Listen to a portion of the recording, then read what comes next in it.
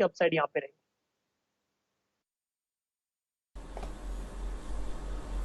Okay 242 तक के target अगर आप देखें आपको उसमें मिल सकते हैं। अच्छा मुंह देता हुआ ये पूरा स्पेस ही अगर आप देखें अच्छा करता हुआ। फोर्टिस हेल्थ केयर को लेकर आइए, कल परसों अगर आप देखें ये नीरज जी की टीम में भी था, ये भी आज अब एक इंटरडे ब्रेकआउट देने की तैयारी करता हुआ। Intraday breakout in the sense कि ये परसों के ओपन पॉइंट को क्लोज काटने की तैयारी करता हुआ।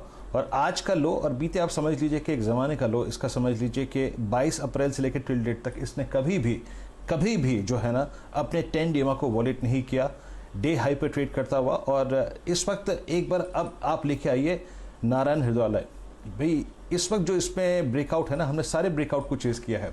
एक बार आप अपनी राय रखिएगा राहुल शर्मा जी, नारायण हृदयालय के वॉल्यूम्स बहुत स्ट्रांग हैं, 3 दिन के सबसे स्ट्रांगेस्ट वॉल्यूम, और 395 से पुल बैक देके अब डे हाई की ट्रेजेक्टरी में आता हुआ। ये 415 के ऊपर अगर ट्रेवल करना शुरू कर दे लीजिए, 421 हो गया, और इनफैक्ट 425 के ऊपर ट्रेवल करना शुरू कर दे राहुल, तो ये क्या करेगा? पहली ट्रांच में क्या 440, 460, 450 का जोन पॉसिबल है इसमें? जी हाँ वीरेंद्र जी, देखिए एनएच में वीकली चार्ट्स अगर हम देखें तो यहाँ पर एक अच्छा यहाँ पर कंसोलिडेशन देखने को मिला है। स्टॉक ने करेक्शन दिया था, फिर यहाँ पर 400 का बेस बनाकर स्टॉक यहाँ पर अच्छा अक्यूमुलेशन देखा है। मेरे हिसाब से आपको ऊपर में जैसे 420 का लेवल निकलता है, जो कि एक छोटा हर्डल है, इसका 50 DMA का एवरेज भी है। आई थिंक ऊपर में आपको बहुत जल्द 435, 440 के लेवल देखने को मिलेंगे। तो अपसाइड अच्छी है इसके अंदर तेजी करने के लिए। 400 का स्टॉप लॉस मेरे हिसाब से आइडियल रहेगा, और ऊपर में 440 का लक्ष्य रहेगा तेजी के लिए। चलिए, ये रणनीति आपके सामने आती हुई दिख रही है। हॉस्पिटल जोन पर एक से एक बढ़िया स्टॉक्स यहाँ पर आपको तेज़ी में दिख रहे हैं। All time high Apollo hospital पर 3357, मेरे ख्याल से 80 के ऊपर लेवल आपको इंद्रप्रस्थ मेडिकल में आता हुआ दिख रहा है, वो भी फ्रेश रिकॉर्ड हाई है। नारायण हृदयालय बहुत ज़बरदस्त तरीके से आपको ट्रेड करता हुआ दिखेगा। फोर्टिस में और अन्य कई स्टॉक्स में आप ज़बरदस्त मोमेंटम आते हुए देख रहे हैं। चलिए, अब स्थिति को दूसरी तरफ लेके चलते हैं। आपको बढ़िया मोमेंटम पूरे के पूरे हॉस्पिटल पैक के अलावा फार्मा स्पेस में भी आता हुआ दिख रहा है। बारीकी से ट्रैक करता हूँ ट्विटर पर, और आपने सुबह एक कॉल चलाई थी ल्यूपिन की, क्या आप उसको एक बार दोबारा देखना चाहते हैं स्क्रीन पर? मेरे ख्याल से आज का टॉप परफॉर्मिंग काउंटर। जी हाँ शैल जी, देखिए लुपिन में क्या हुआ है कि 14 जनवरी 2021 के बाद ये स्टॉक ने अपना एक बड़ा ब्रेकआउट दिया है। ब्रेकआउट जो है बहुत ही ज़बरदस्त वॉल्यूम्स के साथ में है, साथ में डेरिवेटिव्स में भी, फ्यूचर्स में भी स्ट्रॉन्ग बिल्टअप हुआ है तेजी की तरफ। अब यहाँ पर क्या हुआ है कि लुपिन जो कि एक अंडर परफॉर्मर था फार्मा बास्केट में, इसमें लंबे अरसे का एक तरह से ब्रेकआउट देखने को मिला है। मैं सरप्राइज नहीं होऊंगा कि आने वाले हफ्तों में हमें 1400 का लेवल दिख जाए लुपिन में ऊपर की तरफ। तो आई थिंक इसमें कोई डाउट नहीं है कि तेजी है फार्मा पैक में। लुपिन जो कि एक अंडर परफॉर्मर था, एक बड़े कंसोलिडेशन के बाद ब्रेकआउट करके निकला है। मेरे हिसाब से आज पहला दिन है तेजी का। यहाँ पर अगर आपको डिप मिले तो ज़रूर बाय करें। इसका जो ब्रेकआउट पॉइंट था 1110 का था, 1110 के आसपास था, तो 1110 जो है आपके लॉन्ग पोजीशंस के लिए स्टॉप लॉस बन जाएंगे, और अगर कोई डिप आता है तो ज़रूर बाय करें। मेरे हिसाब से 1400 का लेवल आप अगर बाय एंड होल्ड करेंगे तो देखने को मिल सकता है लुपिन में। चलिए, अब ऐसा करते हैं, ल्यूपिन के बाद क्योंकि चौथी तिमाही के नतीजे चल रहे हैं, आपको अपनी रिसर्च की फायर पावर दिखवाते हैं, स्पेशली वुमेन फायर पावर। हमारे सामने दो नतीजे हैं, एक कोफोर्ज का और एक हीरो मोटर्स का। आज दीपाली जी भी हमारे साथ कमाई के अड्डे में जुड़ी हैं, एक से एक बढ़िया गाड़ियाँ चलाती हैं। कोविड का समय है तो इसलिए गाड़ी वाड़ी की चर्चा नहीं हो रही। वीरेंद्र जी का भी दिल नहीं बैठता उनके प्राइस सुन के, और मुझे भी जलन नहीं होती। लेकिन किस तरीके से नतीजे आएंगे हीरो मोटर्स पर, यह आपको बताती हुई दिखेंगी दीपाली जी। स्वागत है आपका। शुक्रिया सर, और उम्मीद यही है कि जल्दी से ये कोविड कम हो और वापस अपने यूजुअल रूटीन पर हम पहुंचे और गाड़ियां चलाएं। काफ़ी ड्राइव्स कैंसिल हुई इन कोविड रिस्ट्रिक्शंस के बीच में।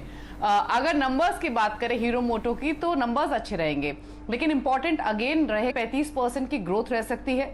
दरअसल क्वार्टर 4 में जो वॉल्यूम ग्रोथ रही वो 18% के आसपास की रही। 17% कंपनी ने प्राइस हाइक किया था, तो उसकी वजह से ओवरऑल रेवेन्यूज इनके अच्छे ग्रो होंगे। एबिटा मार्जिन्स हालांकि सालाना आधार पर तो बढ़ते हुए दिखेंगे, लेकिन सीक्वेंशियल बेसिस पे ड्रॉप हो रहे हैं। 12.8% के मार्जिन कंपनी पोस्ट कर सकती है, ये एक्सपेक्टेशंस है। पिछले क्वार्टर में 14.5% के मार्जिन कंपनी ने दर्ज किए थे।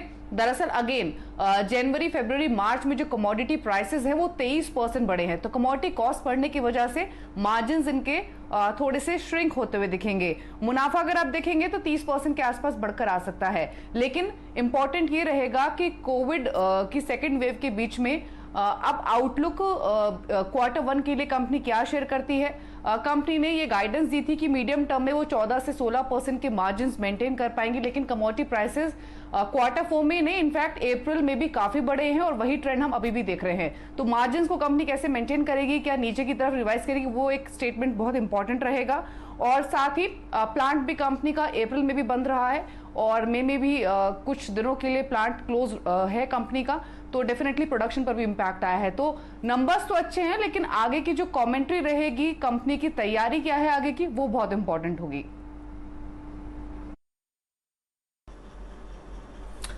चलिए, तो आगे की कमेंट्री बहुत इंपॉर्टेंट होगी। और देखिए, इन नंबर्स से पहले जो कि हीरो मोटोकॉर्प पोस्ट करेगा, आपको एक चीज़ समझ लेनी चाहिए कि ये स्टॉक जो है ना, वो बहुत बड़े बेस के ऊपर बैठा है और बहुत बड़ी अंडर परफॉर्मेंस के बाद, यकीन मानिए सेकेंड वीक ऑफ फरवरी से ये रिट्रेसमेंट मोड में है, पेन मोड में है, और इसका हालिया बेस है 2735 रुपये का।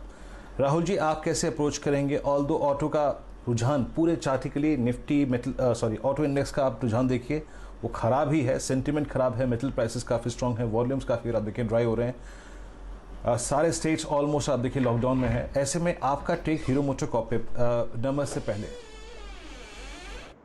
जी हाँ, देखिए, अगर टेक्निकल एनालिसिस करें इसका, अगर देखें चार्ट स्ट्रक्चर, तो स्टॉक ने अपने इसके जो अप्रैल के हाई लोज थे वहाँ पर सपोर्ट लिया है, वापस 2775 के आसपास ये स्टॉक इसने अच्छा बाउंस बैक दिखाया था।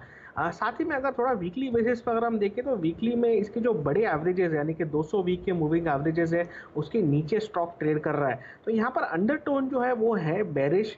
हालांकि स्टॉक अपने सपोर्ट के पास ट्रेड कर रहा है। यहाँ पर मैं वेट एंड वॉच करना चाहूँगा, खास करके रिजल्ट जब पास में हो तो यहाँ पर कॉशियस स्टांस रहेगा।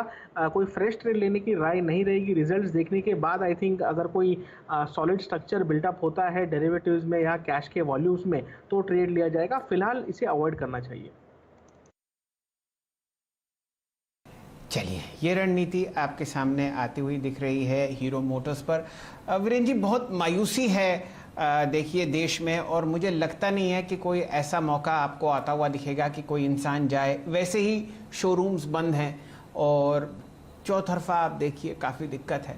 मुझे लगता नहीं कि गाड़ियां आपको बिकती हुई दिखेंगी फिलहाल कुछ हफ्ते। चलिए, ये तो रही बात हीरो मोटर्स की, लेकिन बहुत अच्छी तेज़ी आपने कोफोर्ज में देखी और इस स्टॉक को आपने लंबी अवधि में भी बहुत बढ़िया रिटर्न्स देते हुए देखे। लेकिन चौथी तिमाही कैसे होगी ये आपको बताती हुई दिखेंगी हर्षिता जी, जो आईटी सेक्टर ट्रैक करती हैं। मैम। शुक्रिया शैल। अब जी हाँ, मिड कैप आईटी में तो आउट परफॉर्मेंस देखने को मिला ही है, और पिछले एक साल की अगर बात करें तो कोफोर्ज ने 144% तक के रिटर्न्स दिए हैं।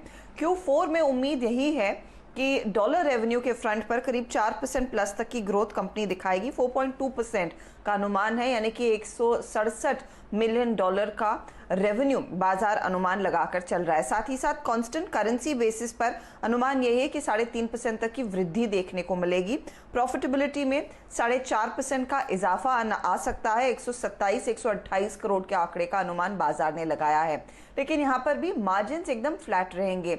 पिछले क्वार्टर में 13.5% पर थे, इस बारी 13.2% पर आएंगे। 30 बेसिस पॉइंट की गिरावट आ सकती है, क्योंकि इन्होंने सिलेक्ट स्टाफ को इंक्रीमेंट दिया था, बोनस भी दिया था कुछ चुनिंदा कर्मचारियों को, उसका थोड़ा बहुत इम्पैक्ट नजर आएगा। ये कोर नंबर्स की बात हुई, लेकिन यहाँ से ये भी एक्सपेक्ट किया जा रहा है कि FY21 में कंपनी ने जो गाइडेंस दिया था ओवरऑल रेवेन्यू का, वो था करीब करीब 6% ग्रोथ का।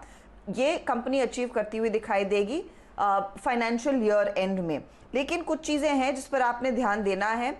हर कंपनी में, चाहे वो दिग्गज आईटी कंपनी हो, TCS जैसी, या फिर मिड कैप कंपनियां हो, इन सब ने इस चौथी तिमाही में अच्छी खासी डील विंस हासिल की हैं। तो इनकी टोटल कॉन्ट्रैक्ट वैल्यू में कितना इजाफा आया है Q4 में, उस पर बाजार की नजरें रहेंगी। ट्रैवल वर्टिकल का आउटलुक क्या बेहतर होने के आसार बन रहे हैं, खास तौर से FY22 की दूसरी छमाही में, क्योंकि ज्यादातर कंपनियों ने यही अनुमान लगाया था कि सेकेंड हाफ तक ट्रैवल में पिकअप देखने को मिलेगा। और ग्लोबली आप देखिए कोविड की मैनेजमेंट उस पर क्या कमेंट्री देता है वो ध्यान में रखेंगे। मीडियम ग्रोथ आउटलुक क्या रहेगा और मार्जिन्स में क्या कुछ और इम्प्रूवमेंट देखने की गुंजाइश है। ज्यादातर कंपनियों ने दोहराया है कि डबल डिजिट ग्रोथ हासिल वो करेंगे, ये दिग्गज कंपनियों का हाल था। तो क्या कोफोर्ज वो फैग एंड ऑफ और closer to double digit growth के पास रहेंगी। FY21 में अगर ये 6% ग्रोथ हासिल कर लेते हैं तो उम्मीद है कि करीब 8 to 9% तक की ग्रोथ FY22 में कंपनी की ओर से आती हुई दिखाई दे सकती है। तो ये कुछ चीजें हैं जिस पर बाजार की नजरें होंगी जरूर। ओके, कोफोर्ज 2854 आपने बहुत बारीकी से ग्राफ देखे, नंबर्स को लेकर एक्सपेक्टेशन क्या है। ये चार्ट रेस्ट ले रहा है, मैं इसी आखिरी